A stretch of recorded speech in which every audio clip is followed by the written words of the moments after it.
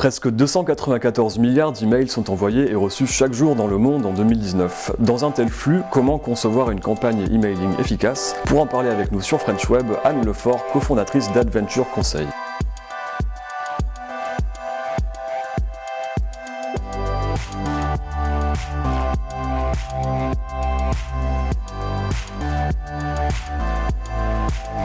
Bonjour Anne. Bonjour Patrick. Alors on a annoncé plusieurs fois la mort de l'email marketing face notamment à la montée en puissance des réseaux sociaux. En quoi est-ce encore un canal de communication pertinent aujourd'hui ? Alors, l'email marketing aujourd'hui, pour moi, bien évidemment, est encore un canal de communication pertinent pour plusieurs raisons. Tout d'abord, il faut savoir qu'aujourd'hui, la consultation de sa boîte mail est la première raison pour laquelle les internautes se connectent à Internet, avant les réseaux sociaux et avant même une recherche sur Google. Les études continuent de démontrer qu'aujourd'hui, l'email marketing reste le canal préféré des internautes pour recevoir des communications de la part des marques. Et enfin, ça reste un levier pertinent pour nous, bien évidemment, parce que c'est un levier qui est très abordable d'une part et qui génère encore une très forte rentabilité pour les annonceurs qui l'utilisent. L'email marketing fait face aujourd'hui à de nombreux défis comme le risque de spamming ou le grand nombre de concurrents. À quoi ressemble une bonne stratégie d'emailing aujourd'hui ? D'abord, c'est hyper important parce qu'on parle tout le temps d'email marketing, c'est très important de dissocier, quand on parle d'email marketing, le CRM de l'emailing d'acquisition. Le CRM, ce sont les emails, donc ça peut être les emails transactionnels, les emails de fidélisation, tous les emails qu'un annonceur va adresser aux clients qu'il a déjà en base de données. Donc l'emailing d'acquisition, qui est le levier que nous on active majoritairement chez Adventure Conseil, c'est comment est-ce qu'on va adresser des prospects pour les annonceurs qu'ils n'ont pas déjà en base de données. Nous, dans le cadre de l'emailing d'acquisition, une bonne stratégie, déjà elle va varier en fonction de plusieurs facteurs. D'une part, c'est l'historique de l'annonceur. On ne va pas du tout recommander la même stratégie à un annonceur qui a par le passé beaucoup activé l'emailing d'acquisition et la même stratégie qu'à un annonceur qui lui n'a jamais activé ce levier. Donc ça c'est le premier point. Un deuxième facteur différenciant, c'est le secteur d'activité. Chez Adventure, on a des annonceurs de tout type de secteur d'activité. La mode, l'automobile, le voyage, la banque, la téléphonie, l'immobilier. Donc bien évidemment, le secteur d'activité a un impact fort sur la stratégie qui va être mise en place derrière. Mais bon, cependant, il y a quand même, un tronc commun peut-être à une bonne stratégie d'acquisition. Ça va être la définition des objectifs avec l'annonceur. C'est important pour un annonceur qu'il sache pourquoi est-ce qu'il veut mettre en place du coup ce type de communication. Est-ce que ça va être pour collecter des leads? Est-ce que ça va être juste pour générer du chiffre d'affaires sur son site? Est-ce que ça va être pour faire de la notoriété?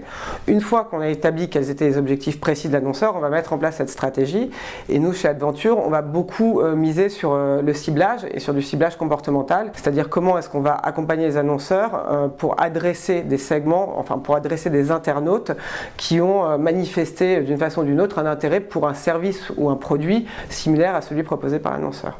C'est une manière de se différencier sur le marché par rapport à la concurrence? Alors pour nous c'est une manière de se différencier. Ça passe beaucoup notre manière de se différencier par déjà d'une part l'accompagnement, parce qu'on a misé en interne beaucoup sur les compétences internes et également sur des technologies propriétaires qu'on a développées chez Adventure et qui nous permettent aujourd'hui d'accompagner nos annonceurs sur toute la durée de vie d'une adresse email. Et ensuite c'est différenciant parce que cette technique, en fait ce système de tracking de conversion comportementale qu'on a mis en place nous permet aujourd'hui de proposer directement aux annonceurs de cibler des segments d'adresses qui ont généré un bon taux de conversion, encore une fois sur un service ou un produit similaire au leur. Et quels autres genres d'innovations pourront proposer les acteurs de l'email marketing prochainement? Alors les innovations, je pense qu'il va y en avoir beaucoup du coup sur la créa. Après c'est toujours la même chose, c'est de quoi on parle. Est-ce qu'on parle d'emailing d'acquisition ou d'email marketing tout court? Dans le CRM, il y a encore beaucoup d'innovations. On a vu déjà là par le passé, il y a beaucoup de choses qui se situent sur le marketing prédictif, sur les algorithmes, tout ce qui va vous permettre toujours de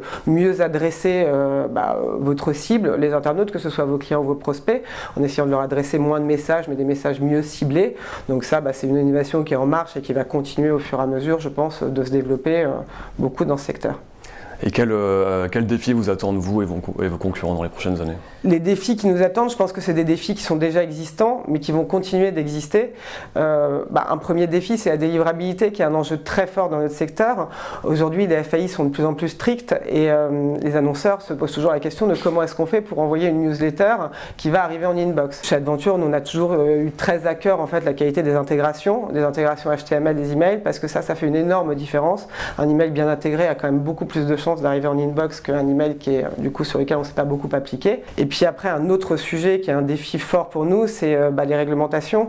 L'année dernière, il y a eu l'entrée en vigueur du RGPD qui a été un gros chamboulement dans notre secteur d'activité. Ça représente un défi pour nous parce que ça, c'est un secteur qui va être de plus en plus régulé.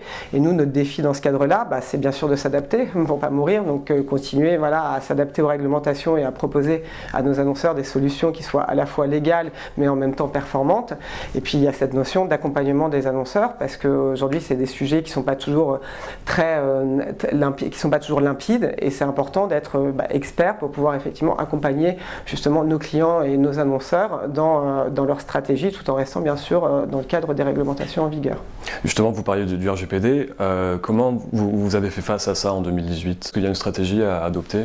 La stratégie, nous on a toujours essayé chez Adventure pour le coup de travailler avec des partenaires qu'on avait sélectionnés au début et qui étaient déjà en conformité avec la loi parce qu'il y a quand même beaucoup de choses finalement dans les RGPD qui étaient déjà dans les textes de la CNIL, donc des choses qui étaient déjà imposées, qui étaient un peu moins respectées peut-être parce que là les sanctions faisaient moins peur. Donc nous on a été dans la continuité, ce qu'on a mis en place c'est un gros accompagnement bien évidemment avec des conseils juridiques pour être capable de légiférer en tous les cas tous nos échanges, que ce soit avec nos partenaires éditeurs ou avec nos annonceurs, et puis encore une fois d'avoir une vraie notion de pédagogie pour être en mesure d'expliquer et d'accompagner les annonceurs qui étaient peut-être un peu moins experts dans le domaine pour continuer à mettre en place des stratégies d'emailing d'acquisition tout en restant encore une fois dans le cadre de la loi. Quels sont un peu vos projets pour 2019 et les années d'après justement pour faire face à tous ces défis dont vous parliez? Alors, nos projets, déjà, il y a une grosse orientation sur le conseil, c'est-à-dire que ce qu'on cherche à faire, c'est d'être de plus en plus présent dans la dimension conseil et accompagnement de nos clients. Pour ça, on a par exemple créé un blog là, il y a quelques mois que vous pouvez retrouver sur notre site internet et dans lequel on met en place, on propose des conseils, notre expertise, les bonnes pratiques qu'on partage avec nos annonceurs et puis avec le marché. Et puis vraiment d'être dans cette notion, encore une fois, de plus en plus de conseils, que ce soit technique ou marketing, sur lequel on va beaucoup appuyer. Et puis après, le développement, toujours dans la continuité de ce qu'on a fait précédemment, le développement de techno. On travaille actuellement sur le développement d'une techno d'intelligence artificielle sur le CRM, PRM, qui verra le jour du coup cette année, mais que je ne vais pas beaucoup plus détailler pour des raisons de confidentialité évidentes. Je comprends. Et en termes de croissance, est-ce qu'il y a des buts précis ou est-ce que c'est pas pertinent justement parce que le RGPD a beaucoup joué aussi? C'est ça, c'est-à-dire que nous on connaissait une très très forte croissance du coup en 2018 par exemple versus 2017. C'est vrai qu'en 2018, en mai, on a vraiment vu quand même un coup d'arrêt parce que le RGPD, même si finalement il n'y a pas tant de changements que ça a quand même un peu effrayé, ça a un peu mis un coup d'arrêt à pas mal de campagnes ou à pas mal en tous les cas mis en attente, beaucoup d'annonceurs qui disaient non mais on attend de voir, on va voir comment ça va se passer, qui avaient peur de se brûler les ailes et qui préféraient pousser leurs confrères concurrents en avant. Donc c'est vrai que nous c'était une année un peu en demi-teinte pour nous. Là cette année on essaie de récupérer, encore une fois on travaille aussi beaucoup sur le lancement d'une techno, donc c'est un investissement pour nous, donc c'est difficile de voir quelle va être la croissance, mais on mise toujours quand même sur une croissance à 2 chiffres pour cette année. Anne Lefort, merci beaucoup. Merci à vous Patrick.